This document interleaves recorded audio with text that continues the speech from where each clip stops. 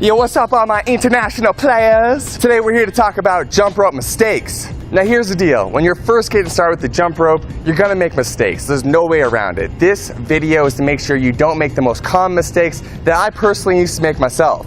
Story time. So about 13, 14 months ago, Dan and I came together to create Zen Dude Fitness in a real way. We're like, yo, let's go all in on jump rope. And so I knew when I went all in on jump rope, I had to figure out how to jump rope like a ninja. And the way I was able to transition over the last 13, 14 months from going from a novice to now being pretty skilled with the jump rope is by avoiding these top jump rope mistakes I'm about to get into in this video. Now before I get into these top jump rope mistakes and how to avoid them, I want to mention that we still got this free 4-week challenge for y'all. So if you want to join that, you can click the link in the first line of the description, or you can click the button in the top right hand corner of the screen right now.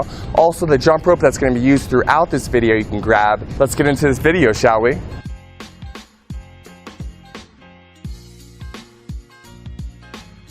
Alright, the first thing we're going to start off with is where you're holding the jump rope. A lot of people don't talk about this, but it's extremely important, and so we're going to dive deep into where to put your hands on the rope right now. And so you can see here, you have very little control if you're grabbing the bottom of the jump rope. The rope is loose and it makes it harder to do tricks or just get into a good rhythm.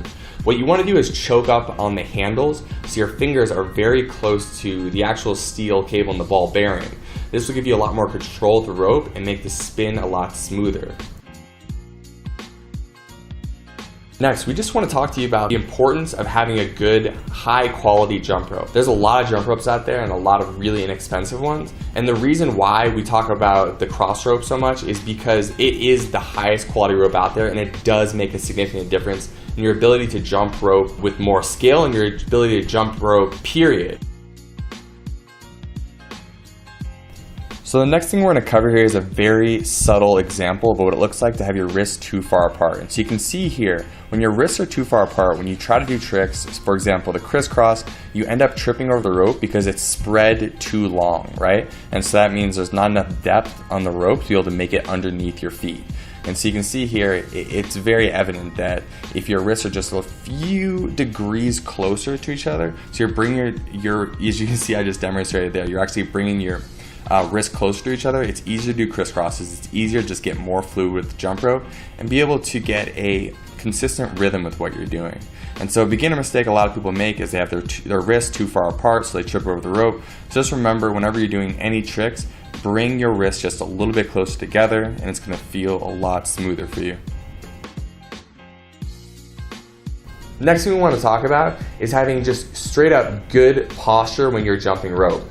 You want to create this nice alignment from this crown of your head down through the balls of your feet. So as you're hopping and you're jumping rope on the balls of your feet, you want to keep your shoulders back and down, and you want to really focus on keeping that core and those glutes tight so you're not bending over, you have good posture throughout the movement. Next thing we want to talk about is how high you're going to be jumping off the ground when you are jumping rope. And so a lot of people, when they first get started, try to jump high in the air so they don't trip over the rope. But really, that's the opposite of what ends up happening. When you jump higher in the air, a lot of times your hands come up. And so when your hands come up, you are also bringing the bottom of the jump rope up and you end up tripping over the rope. When you come just in a half inch or an inch off the ground, you have much more control.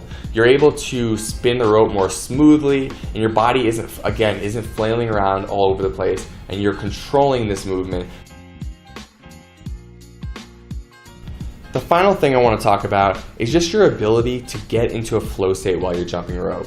If you're really self-conscious about yourself and you're worried about tripping up, or people see you tripping up, just let all of that go.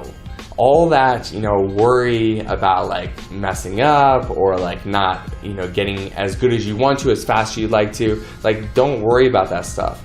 The whole point of jumping rope is just to take care of yourself. So the fact that you're even doing it is a win in itself. Now beyond that, if you want to focus on enjoying it even more, you want to really just get into the state of being where the only thing that exists is every skip of that rope. And so you want to even close your eyes sometimes and focus on just the movement of that rope, or if you're listening to music, just the beat as every beat drops. And so put yourself in a state of being where you're completely present, and you're going to get better at jump rope so much faster.